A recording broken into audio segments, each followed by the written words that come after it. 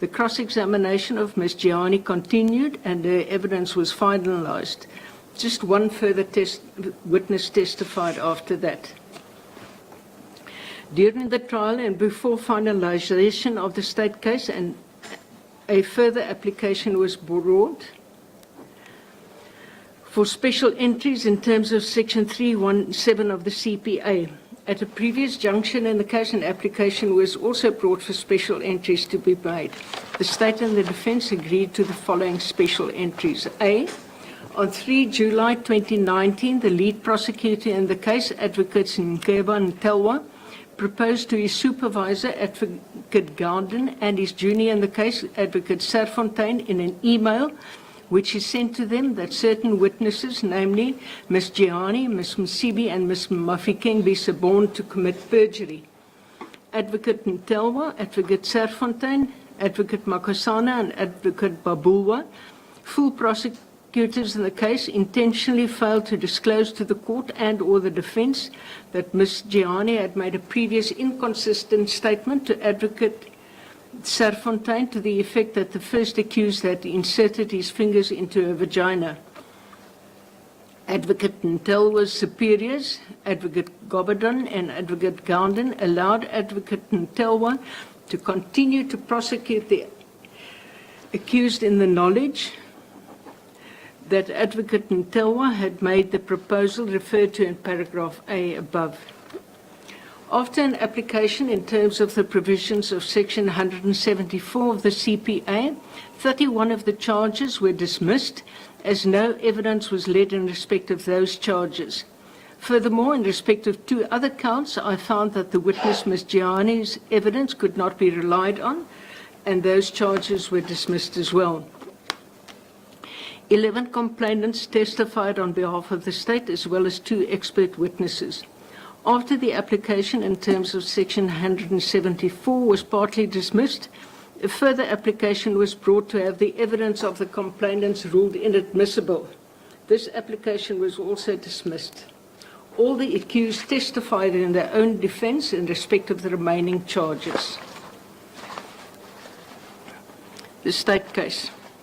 It is a recurring theme that the girls would be called for an appointment at the mission house with accused 1 in his bedroom by either Fazeka, accused 2, or accused 3. It was during these appointments that accused 1 sexually assaulted them or raped them. The evidence was that when these assaults occurred, accused 1 would tell them to lie on the bed after fetching a towel from his bathroom. He would lie on top of them with the lower part of his body naked and hump them, as they described it, until he ejaculated. Then he would send them to his bathroom to clean themselves and send them out of the room after praying and asking for God's forgiveness as they have sinned. The complainants realized that the appointments they were called to was an euphemism for sex with accused number 1. The witnesses that testified are Andiswe Diki, who was 30 years old and resided in East London. She joined JDI in 2014 after she returned from Cape Town on her mother's insistence as she struggled with an alcohol addiction. She had seen videos of accused 1 where he healed people. One such video was about a child that was born without an esophagus who was miraculously healed after accused 1 prayed for him. This video was played at church services, and many of the other complainants testified about this video as well.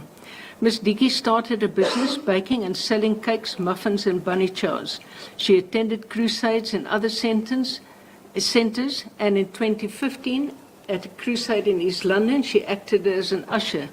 She was standing at the back of the church when accused 1 walked towards her. He spoke to her and gave her his telephone number. Thereafter, accused 2 and 3 took the complainant's cell phone number, and accused 3 told her that accused 1 liked her and that she will contact the complainant later. At another crusade, accused 3 told her to go and greet accused 1. She complied, and accused 1 shouted at her for not texting him.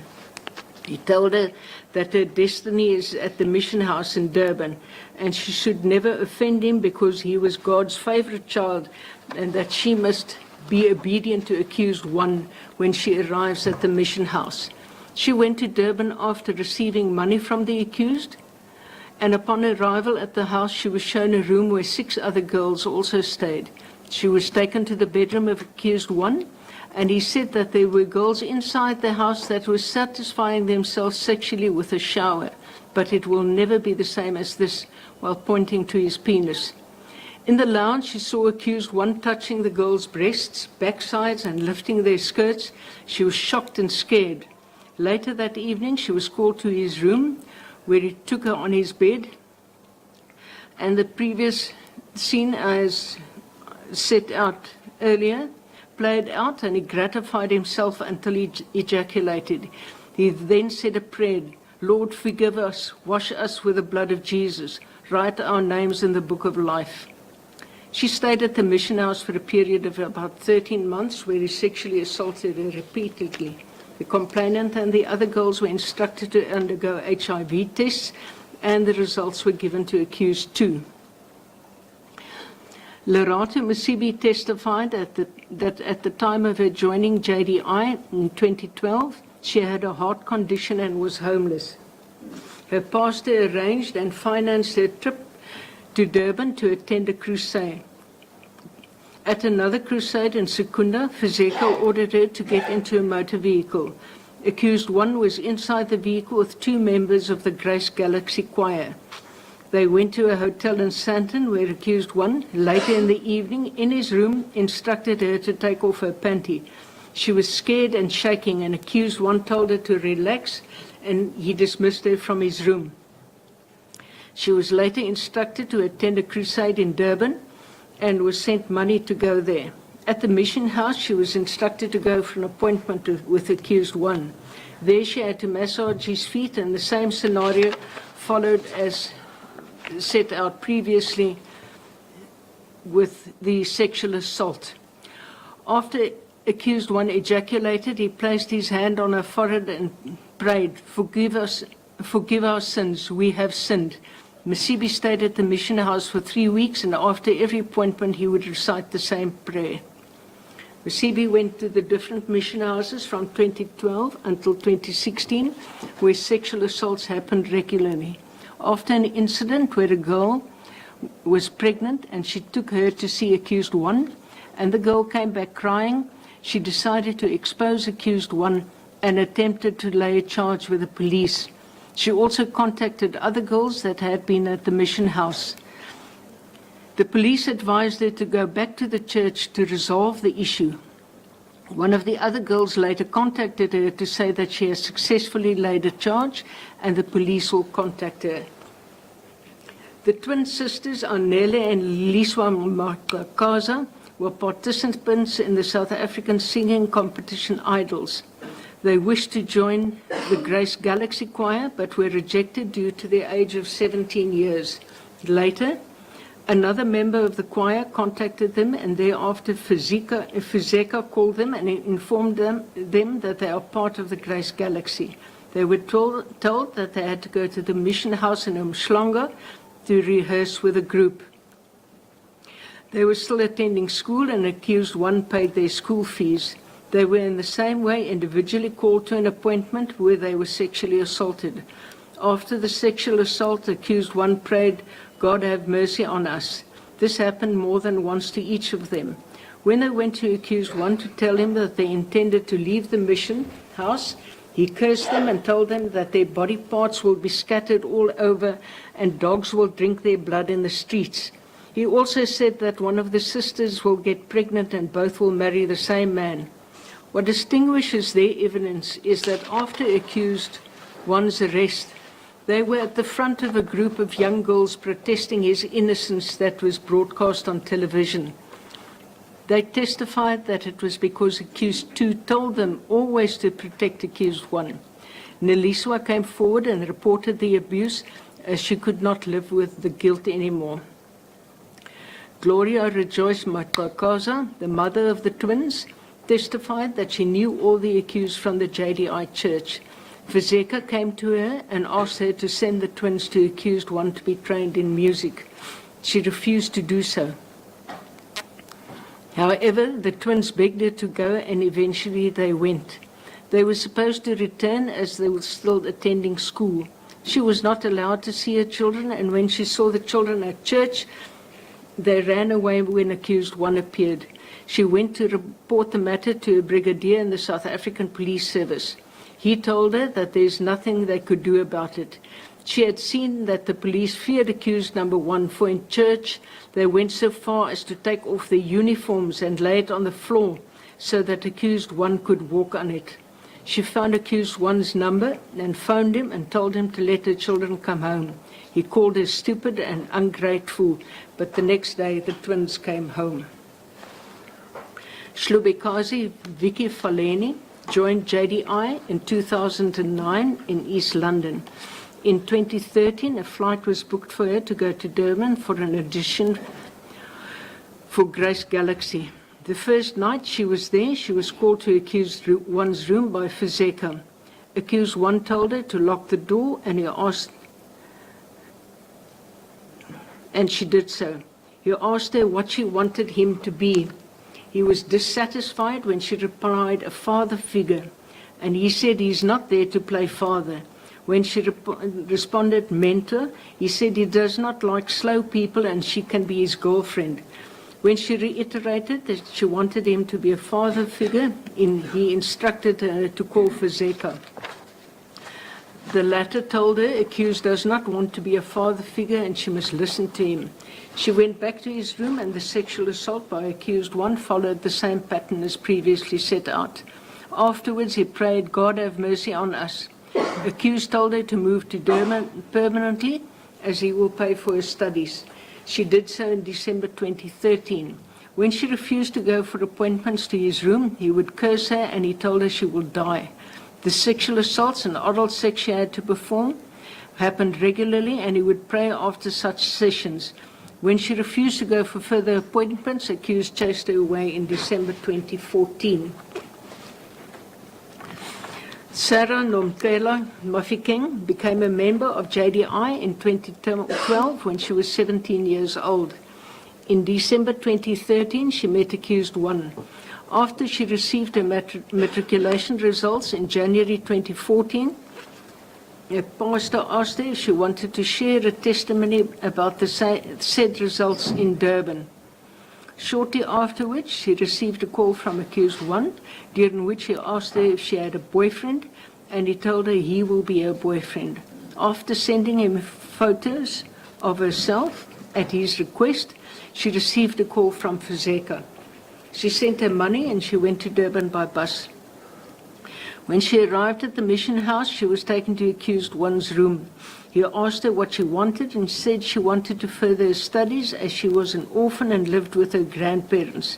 He said she was in good hands and she went back to her room. That night at about 2 a.m., Fezeka woke her and took her to accused one's room. When he wanted her to take off her panties, she lied and said she was menstruating. Accused became angry and called Fezeka, who said that she made God angry. Fezeka said she must apologize, which she did. She was given money to go home to Secunda. A few days later, she received money again and was told that she must return to Durban. On her return, accused one told her she must be obedient if she wants to survive. God had shown him that she must go into business and not study further. At the time, there was an article in the newspaper where the mother of the twins alleged that accused one had kidnapped her children. For a period of 3 weeks, all the girls and accused one stayed in a hotel, and afterwards they all moved to a house in Royal Palms in Umhlanga. There she was summoned to accused one's room by Fezeka. She was sexually assaulted by accused one. Afterwards he prayed, God forgive our sins, wash us with the blood of Jesus, be with us in Jesus' name. Thereafter the sexual assaults occurred regularly, and he also instructed her to have oral sex. She testified how the congregants, which included police officials, idolized accused one. She was contacted by Ms. Jihani regarding a program that was broadcast about accused one on special assignment. Zandile Matibe was 25 when she testified in 2021. She was a member of JDI from 2011 until 2016. In 2012, her pastor told her that there was an opening in Grace Galaxy and she must phone accused one. She sent him an SMS and he called her. He wanted to know if she knew anyone in the mission house, and she said Gianni. The latter phoned her and said accused one. She said she must send photos of herself. She did so. Accused one phoned her and told her he wanted her to come to Durban. Her mother refused as she was in grade 12 and attending school. In August 2012, she attended a crusade in Durban after she informed accused one that she wanted to go. She travelled to Durban with the church transport after Fezeka sent her money. After the church service, she went to the mission house on instructions of Fezeka. She slept in a room with Fezeka, saw accused one, but went home after the weekend without incident. In December 2012, she attended a 2-week-long service in Durban, and she travelled with 5 other girls. After the service, she went to the mission house, and there were approximately 30 girls there. She slept in an outside room with 10 other girls. She was called to his room, where he got on top of her while she was clothed, as she stopped him from removing her pajamas. He ejaculated and afterwards prayed for mercy and God to forgive them. After a week, she went home without further incident. She went to Durban twice after that. She went to the mission house in August 2013. She was called to his room, where he asked her if she had a boyfriend and what she wanted from him. She said she needed a mentor and a father. He then told her that he can see she was not serious. Thereafter, he ordered her onto the bed and followed the same routine as set out previously until he ejaculated. In August 2014, she was again called to the mission house. She and another girl went to accused rooms after they were called. They indicated to him that they wanted to go home the following day. The next day, he preached in church that people who leave him will die. She and the other girl became scared and stayed for a further 3 weeks. During Easter 2016, she travelled from Secunda to Durban. At the mission house, accused one told her she had penis written all over her face. She left after 2 days. She feared accused one for what he predicts does happen, and he is able to perform miracles, she thought. Dolly Fiyuseka Nondlazi was 26 at the time. She testified in 2023. In 2009, when she was 12, she attended JDI with her stepmother. She joined the church choir, Hosanna Voices, and she knew accused one as the person who leads the Grace Galaxy group. She attended a crusade at the Motherwell Sports Centre, where someone told her that accused one wanted to see her. She went to him and he asked her whose child she was. She called her stepmother, and accused one told her stepmother that he wanted to take over the complainant's life. The stepmother agreed. She was still in grade 10 and did not have a cell phone, after which accused one gave her 1,000 rand to buy a cell phone. She sent an SMS to thank him from the new cell phone. She sent him SMSs on a regular basis and told him everything she was doing. She was called to a crusade in Cape Town, where accused one asked her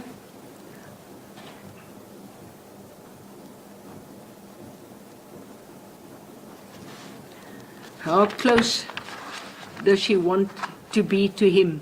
She said she wanted him to be her spiritual father. Accused one told her she must go and think about her answer and dismissed her. She did not send him messages and did not call him. He called her at 3 a.m. and shouted at her that she is misbehaving, busy with boys, not listening to him and not cooperating. Fezeka booked a flight for her to Bloemfontein, as there was going to be a crusade there. She was taken to accused one's hotel room, where he sexually assaulted her. In the lounge of the hotel afterwards, accused one told Fezeka she is fire, fire. She realized that she was taking the man of God in the wrong way. In 2009, she was in grade 11, and there was a crusade in Kebega. As she walked, accused one's car stopped, and he instructed her to get in. He asked her to move to Durban, and he promised to pay for her schooling. She asked her biological mother's permission, and thereafter Fezeka told her that she's booking a flight to Durban. In Durban, she was taken to the house where accused one stayed with the other girls. Fezeka told her to wash and took her to accused's room. There, accused instructed her to take off her clothes, and he sexually assaulted her after he told her that she is his girlfriend now and is fire. The group Galaxy was formed, and she was one of the members. They moved into a different house where accused one also came to stay. He continued his sexual assault every night. She accompanied accused one to Nigeria to attend a crusade. She was called to his room one night where she had to perform oral sex, and thereafter he sexually assaulted her as well. They flew back to South Africa. Dolly Nondlasi also accused one to Israel in 2013 and 2014. He told her and the other church members that were accompanying him that they can see the life he is introducing them to if they were to stick with him. After church service, she was called to the room of accused one, where he again sexually assaulted her. On their return to South Africa, she was diagnosed with tuberculosis and admitted to hospital. When she was discharged, about 3 to 4 weeks later, accused one told her that she must return to Nkubega. He called her again, and they left for Nigeria with the twins and Vicky Faleni, where they recorded a music video before they returned to South Africa. Back in South Africa, accused one verbally abused her. In 2015, the girls decided as a group that they wanted to go and tell him they wanted to go home. They did so, and at a night vigil that evening, he called them to the front and told the congregation that they are ungrateful and they will never get better, and he will see where they ended up. They left by bus that night. In 2015, the complainant relocated to Cape Town. She was called by accused 2, who told her that accused 1 said she must go back to Durban. In 2018, Fezeka called her and told her that there's a journalist asking questions and she should not divulge what happened in Durban. Cheryl Zondi had testified in the trial that had commenced before Makahula J before he recused himself. She joined the JDI in 2009 when she was 13 years old. Initially, she was a member of another church, but she attended a service of the JDI. At this service, the video of the boy born without an esophagus and was healed by accused number 1 was shown. This, as well as other videos of accused 1, impressed her so that she joined JDI as a member. She went to a crusade in Durban, where she saw accused 1 surrounded by beautiful girls and saw the chrysalids sing. She decided she also wanted to be like that. Accused 1 accompanied the singers on a keyboard, and the pastor said anyone who wanted to sing must put their names down. She had been singing from the age of 3 and put her name down. After she sang, the pastor told her that accused 1 really liked her. Tracy, one of the beautiful girls, gave her accused 1's telephone number and said that she must phone accused daily. She did so and told him everything she was doing. She felt that she was chosen by God. In 2010, she was invited to Durban, where accused 1 was going to train singers. When she told accused 1 she was coming, he said she can come and stay at his house. After the service, Fezeka told her that accused 1 was waiting for her, and so when she got outside, he was waiting in his Lexus. They went to the mission house. She was called to his room and he wanted to get on the bed with him. He asked her about her love life and how close she wanted him to be. She could sense that the answer she gave was not what he wanted, and he told her to go. She was again called to his room. There he masturbated and was on top of her with a naked lower body. She could feel his penis on her clitoris and entering her vaginal opening slightly. After ejaculating, he told her to go wipe herself and get back into bed. He fell asleep on top of her.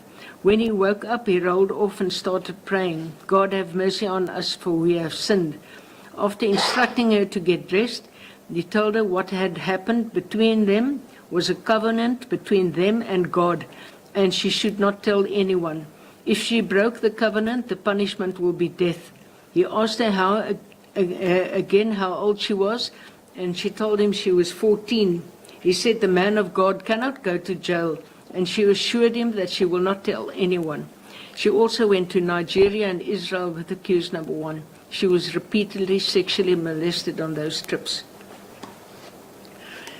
2 experts testified on behalf of the state, Professor Karen Miller and Karen Hollerley. It was not an issue that they were in fact experts. Dr. Miller is a leading international expert on crimes of sexual and gender-based violence against children and other vulnerable groups. Karen Hollerley has been working with the Child Witness Institute for 25 years, and her focus is on issues around trauma in cases of violence against children specifically, and other vulnerable groups, and disclosure processes and reasons for delay in reporting. They interviewed the complainants and found that accused 1 manipulated the complainants by fear and threats.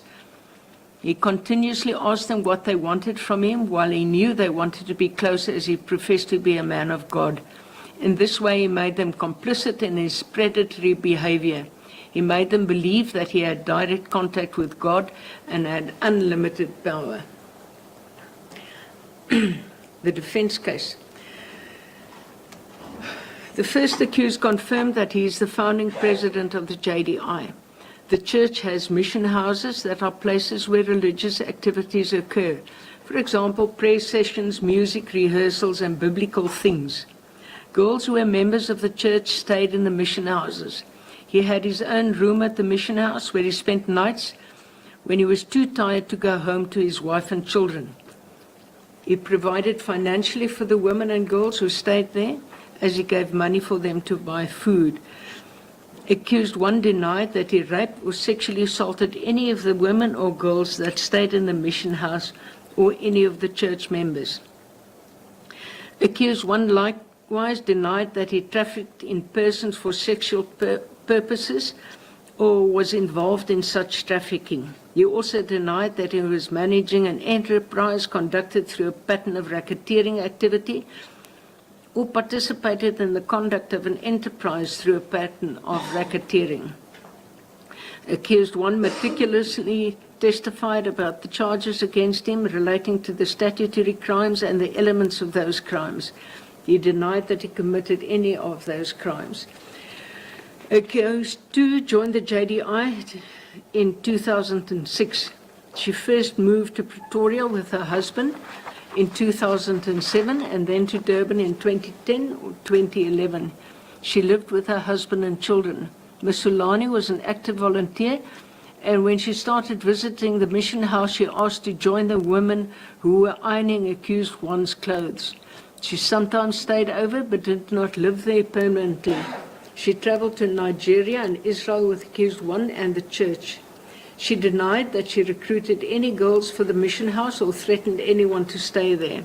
Ms. Sulani denied, while going through the elements of the crimes, that she participated in the conduct of an enterprise through a pattern of racketeering activity or trafficked in persons for sexual purposes, or was involved in trafficking in persons for sexual purposes.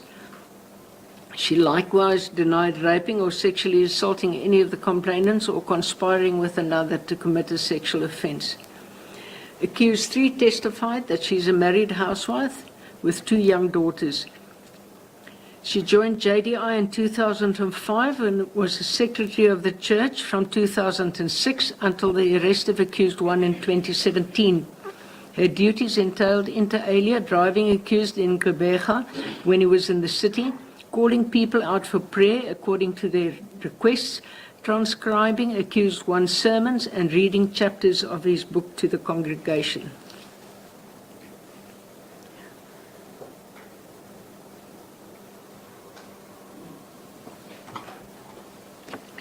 She would visit the mission house in Umhlanga once a month on her own costs and would join the girls for prayers. She also attended crusades in different provinces when she could. She did not accompany accused 1 on his overseas visits. When she went to the mission house in Umhlanga, she would stay in a hotel with her husband. However, when her husband did not accompany her, she stayed at the mission house and shared a room with accused 2. She also went to accused room for counseling and saw girls there massaging accused 1's feet. She did not massage his feet. He never acted inappropriately towards her. Nobody reported any sexual assault or behavior to her, and she did not encounter a culture of fear in the mission house. She did not recruit people for accused 1 or contacted anyone to come to Durban or prevented anyone from leaving the mission house. The conduct of the prosecutors. Unfortunately, in this matter, there have been problems, some of which can be classified as unethical conduct or incompetence of the prosecution, even from before the trial commenced, which only came to the fore during the trial. The following matters can be used as examples. An indictment was served on the accused, which started the proceedings against them. The indictment that the accused were required to plead to, the second indictment, differed from the indictment served without informing the court or the defense of this fact. This only became apparent at a later stage of the proceedings. Ms. Serfontein, one of the initial prosecutors in the case, consulted with some of the witnesses. She established that the witnesses' police statements differed from their versions during consultation or differed from the indictment. She advised Mr. Ntelwa, the lead prosecutor in the case, Advocate Gobadon and Advocate Gownden of the discrepancies. Instead of obtaining the correct version by way of written affidavits, Mr. Ntelwa wrote in an email that the witnesses should be persuaded to stick to their versions as set out in the police statements to prevent a possible postponement. Ms. Serfontein brought this email to the notice of Advocates Gobadon and Gownden, but instead of censuring Mr. Ntelwa, despite realizing the unethical suggestion, the second indictment was drawn incorporating some of the amendments in accordance with the witnesses' statements to Ms. Serfontein. As set out earlier, the actions of Advocates Ntelwa, Gobadon and Gownden amounted to irregularities. Further consultations with other witnesses by Ms. Serfontein were cancelled without there being any reason for such cancellation. A probable inference is that Mr. Ntelwa did not want other witnesses to deviate from their police statements that could be exposed during such consultations. When Mr. Ntelwa was going to be replaced as prosecutor in the trial, Ms. Cheryl Zondi, the only complainant who had testified in the trial before Makaula J, wrote a letter to Ms. Batoy complaining about the decision that Mr. Ntelwa would be replaced. She also objected to Advocate Serfontein and included the names of witnesses in the matter who also petitioned against the assignment of Ms. Serfontein. This letter was forwarded to Mr. Sikata, the Acting Director of Public Prosecutions in Makhanda, for his comments. I've not been furnished with any comments he might have made, but it is after this that Mr. Ntelwa rejoined the prosecuting team. This was done while Mr. Ntelwa's superiors knew of the suggestion he made that the witnesses should be persuaded to stick to their police statements and thereby commit perjury. During the trial, Mr. Ntelwa, while one of the witnesses were being cross-examined during an adjournment, went into the witness room and spoke to the witness. He claimed that it was to comfort her. As he was an officer of court, such assurance was accepted. However, due to the lie he later told in court that I will refer to, I'm not sure that it was in fact innocent. If he did consult with the witness, it amounts to unethical behavior. See in this regard the Code of Professional Conduct and Ethics of the National Bar Council of South Africa, Rule 26.2. When Ms. Gianni's testimony commenced, it was not Mr. Ntelwa that led her evidence, but another prosecutor. It became obvious when cross-examination started why that was the position. For then the contradictory statement that she had made to Ms. Serfontein was disclosed.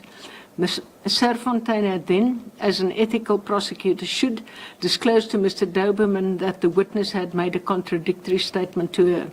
When I pertinently asked Mr. Ntelwa whether he knew that Ms. Jehani had made a contradictory statement, he denied that he knew that fact. The emails between the prosecutors were then disclosed to the defense after requested by the defense to do so. However, there were large portions of such emails that had been redacted and blocked out. When the unredacted emails were disclosed, it referred to further discrepancies between the statements of further witnesses and the consultations with Ms. Serfontein. The fact that there had been redactions is indicative of the attitude, despite what had been disclosed at that stage, that the prosecutors still did not play open cards with the court and the defense. These emails showed that the assurance that Mr. Ntelwa gave to the court that he did not know of the contradictory statements was false, for he was informed by Ms. Serfontein after consultations at the same time that she informed his seniors. The defense brought an application for a mistrial where copious affidavits were filed. Mr. Ntelwa averred in one of such affidavits that he did not know that digital penetration of genitalia constituted rape. It is inconceivable that a prosecutor with 14 years' experience that is involved in a case where rape is one of the crimes accused one faced does not know what the definition of rape is. He was either extremely incompetent or dishonest when deposing to such an affidavit.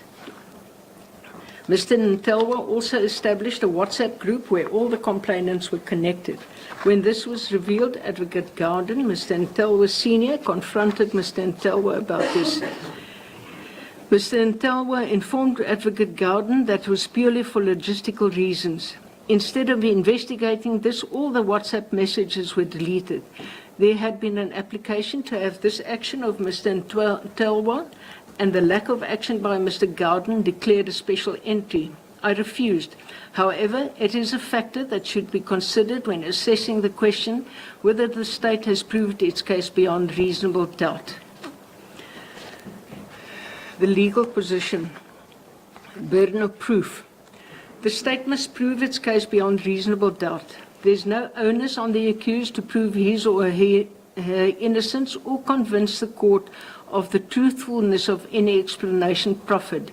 It is opposite to set out what such evaluation entails. In State v. V, 2001, SACR 453 SCA, paragraph 3, Zulman, J.A. set it out as follows. It is right that there is no obligation upon an accused person, where the state bears the onus, to convince the court. If his version is reasonably possibly true, he is entitled to his acquittal, even though his explanation is improbable. A court is not entitled to convict unless it is satisfied not only that the explanation is improbable, but that beyond any reasonable doubt it is false.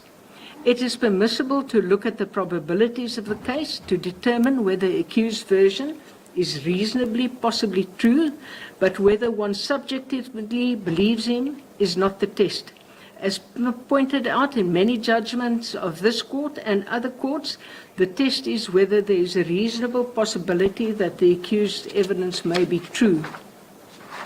The oft-quoted case of Rex versus Difford, 1937 AD 370 at 373, it was set out as follows by Greenberg J. No onus rests on the accused to convince the court of any explanation which he gives. If he gives an explanation, even if that explanation is improbable, the court is not entitled to convict unless it is satisfied not only that the explanation is improbable, that beyond any reasonable doubt it is false. If there's any reasonable possibility of his explanation being true, then he's entitled to his acquittal. In Rex versus M, 1946 AD 1023 at 1027, Davies AJA said, the court does not have to believe the defense story. Still less does it have to believe it in all its details. It is sufficient if it thinks that there is a reasonable possibility that it may be substantially true. Furthermore, Brandt AJA said in State v. Shackle, 2001-2 SACR 185, SCA, paragraph 30, that it is a trite principle that in criminal proceedings the prosecution must prove its case beyond reasonable doubt, and that a mere preponderance of probabilities is not enough. Equally trite is the observation that, in view of this standard of proof in a criminal case, a court does not have to be convinced that every detail of an accused version is true. If the accused version is reasonably possibly true in substance, the court must decide the matter on the acceptance of that version. Of course, it is permissible to test the accused version against the inherent probabilities, but it cannot be rejected merely because it is improbable. It can only be rejected based on inherent improbabilities if it can be said to be so improbable that it cannot reasonably possibly be true. The cross-examination. Mr. Doberman, on behalf of the accused, argued that the cross-examination of the accused came to no cross-examination whatsoever. It is thus necessary to address the purpose and the consequences of such failure.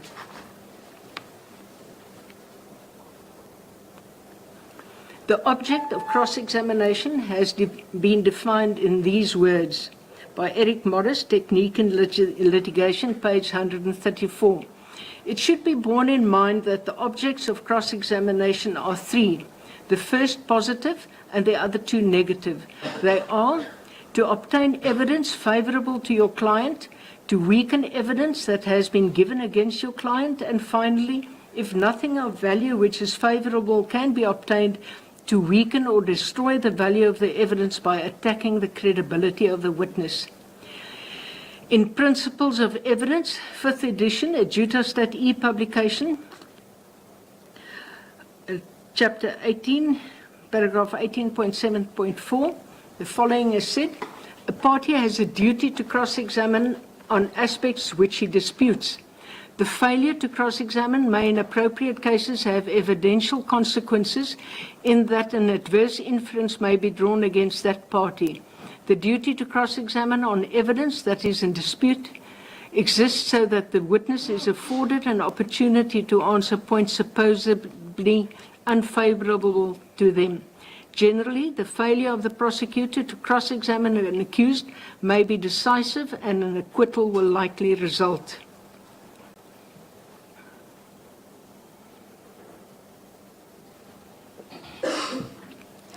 In State v.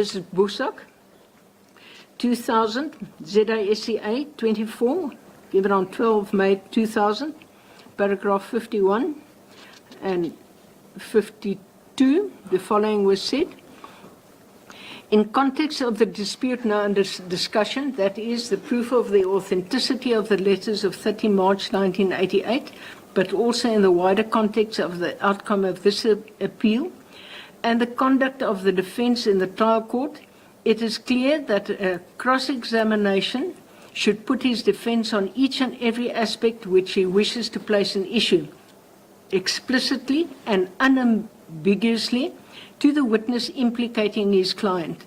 A criminal trial is not a game of catch as catch can, nor should it be turned into a forensic ambush. In this respect, we are in full agreement with the comments made by the Constitutional Court and President of the Republic of South Africa and others versus the South African Rugby Football Union, where the following was said: the institution of cross-examination not only constitutes a right, it also imposes certain obligations. As a general rule, it is essential when it is intended to suggest that the witness is not speaking the truth on a particular point, to direct the witness's attention to the fact by questions put in cross-examination, showing that the imputation is intended to be made, and to afford the witness an opportunity, while still in the witness box, of giving any explanation open to the witness and of defending his or her character. If a point in dispute is left unchallenged in cross-examination, the party calling the witness is entitled to assume that the unchallenged witness's testimony is accepted as correct. One of the goals of cross-examination by the state is to obtain favorable facts, concessions, inconsistencies, and improbabilities. The importance of cross-examination is evident in the judgment of State versus van der Westhuizen. 2011, 2 SACR 28, SCA paragraph 11, where the following was said: in our practice, it is not the function of a prosecutor disinterestedly to place a hodgepodge of contradictory evidence before a court and then leave the court to make of it what it wills. On the contrary, it is the obligation of a prosecutor, but fairly and dispassionately, to construct and present a case from what appears to be credible evidence, and to challenge the evidence of the accused and other defense witnesses with a view to discrediting such evidence for the very purpose of obtaining a conviction. That is the essence of a prosecutor's functions in an adversarial system, and it is not peculiar to South Africa. The cross-examination of the accused was desultory in the extreme. No thought went into it. The trial was set down for 9 days to deal with the evidence of the defense. Accused 1 testified for a whole day, setting out his defense, but the cross-examination of accused 1 lasted less than a morning session. He was not cross-examined on his denial with reference to the complainant's testimonies. No attempt was made to elicit inconsistencies or improbabilities. His cross-examination consisted mainly of putting a very limited synopsis of the respected complainant's evidence to him, which evidence the accused denied, then putting it to him that what they testified about is correct. It is not that there had been little scope for cross-examination. There was ample evidence that the veracity of his evidence could have been tested against. The cross-examination was shallow and lacking the intention to uncover the truth. Similarly ineffectual and superficial was the cross-examination of accused 2 and 3 that amounted to no cross-examination at all. They did not deviate from their respective versions or contradicted themselves. In the instant matter, Mr. Doberman is correct that the questions asked by the prosecutors in the instant matter did not amount to cross-examination at all. Evaluation. In evaluating the evidence, it is incumbent on me to assess the evidence of the state and the accused to determine whether the state had proved its case beyond reasonable doubt. In doing so, I must keep in mind that the evidence of a single witness must be approached with caution. Furthermore, it would be wrong to say that I believe the complainants and therefore the accused defense must be rejected as false. Where there are 2 mutually destructive versions before the court, the matter must be approached as was set out in National Employers General Insurance Company Limited versus Jaggers, 1984-4 SA 437E, where the court remarked as follows: it seems to me with respect that in any civil case, as in any criminal case, the onus can ordinarily only be discharged by adducing credible evidence to support the case of the party on whom the onus rests. In a civil case, the onus is obviously not as heavy as in a criminal case, but nevertheless, where the onus rests on the plaintiff, where there are 2 mutually destructive stories, he can only succeed if he satisfies the court on a preponderance of probabilities that his version is true and accurate and therefore acceptable, and that the other version advanced by the defendant is therefore false or mistaken and falls to be rejected. In deciding whether that evidence is true or not, the court will weigh up and test the plaintiff's allegations against the general probabilities. The estimate of the credibility of a witness will therefore be inextricably bound up with consideration of the probabilities of the case, and if the balance of probabilities favor the plaintiff, then the court will accept his version as being probably true. If, however, the probabilities are even balanced in the sense that they do not favor the plaintiff's case any more than they do the defendant's, the plaintiff can only succeed if the court nevertheless believes him and is satisfied that his evidence is true and that the defendant's version is false. There are certain problems with the evidence of the complainants. No corroborating evidence was presented for the complainant's evidence. There must have been witnesses with regard to the first reports they made, which the state did not call. First reports do not prove that a victim was raped or sexually assaulted, but it does prove consistency and that it was not a recent fabrication.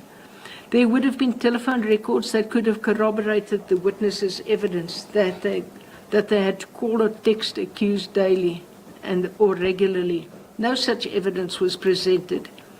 If the evidence of the complainants is analyzed, it cannot be ignored that there is proof that some of them deviated from their police statements.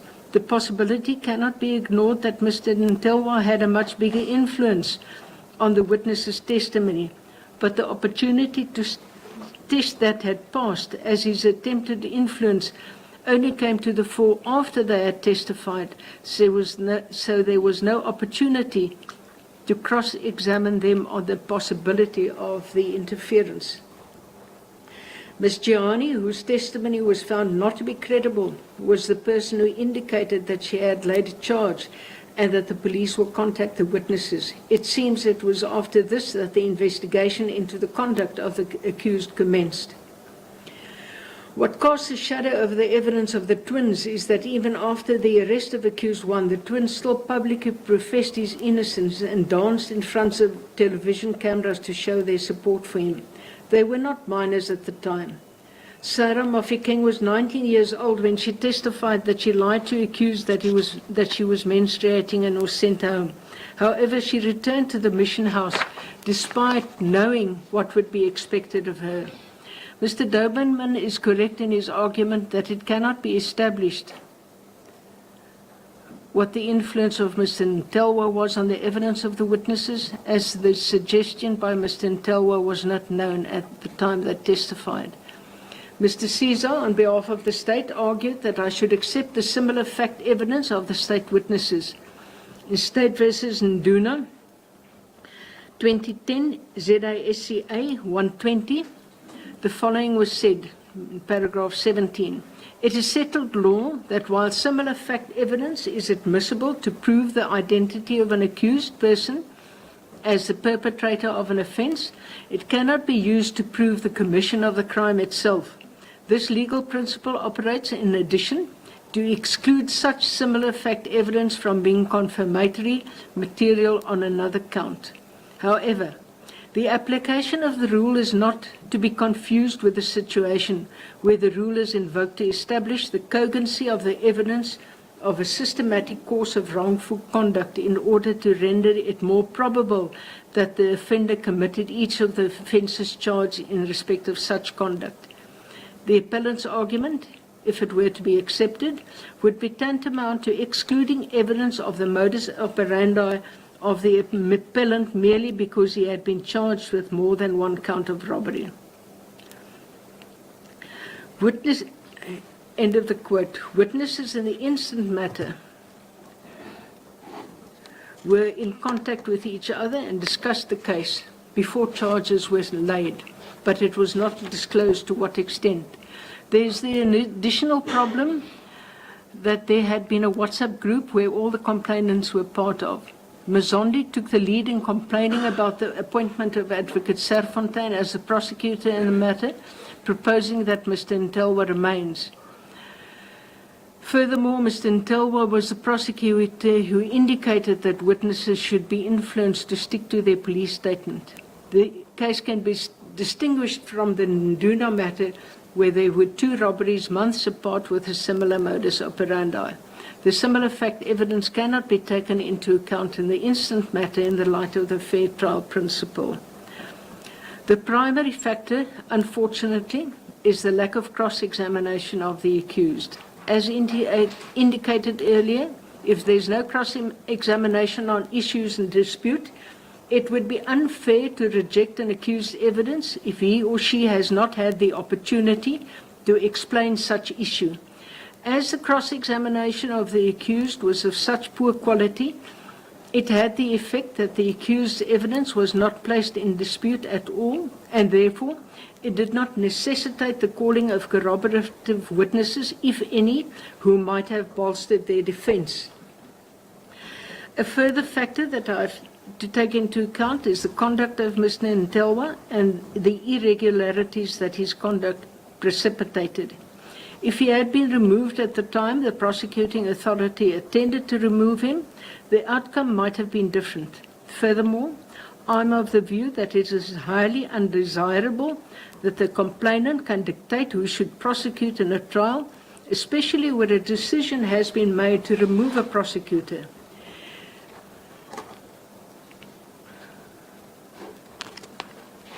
I'm of the view that although there are aspects of the complainant's evidence that are unsatisfactory, I cannot find that their evidence is incredible. However, I cannot find that the evidence of the accused falls to be rejected as false either. This is especially so as the accused evidence was not placed in dispute through proper cross-examination. When deciding whether the state has proved its case beyond reasonable doubt, this matter falls into the category where, in my view, the explanations of the accused are improbable, and I don't subjectively believe them. However, due to the uncertainty of the actions of the state and the lack of proper cross-examination, I cannot find that the accused version are so improbable that they cannot reasonably possibly be true. The accused bore no onus to convince the court of their innocence. I'm of the view, in the light of all the circumstances of the case, that the state has not proved its case beyond reasonable doubt. Yes. Quiet, please. The accused are found not guilty and are discharged on all the charges. The court will adjourn. All right.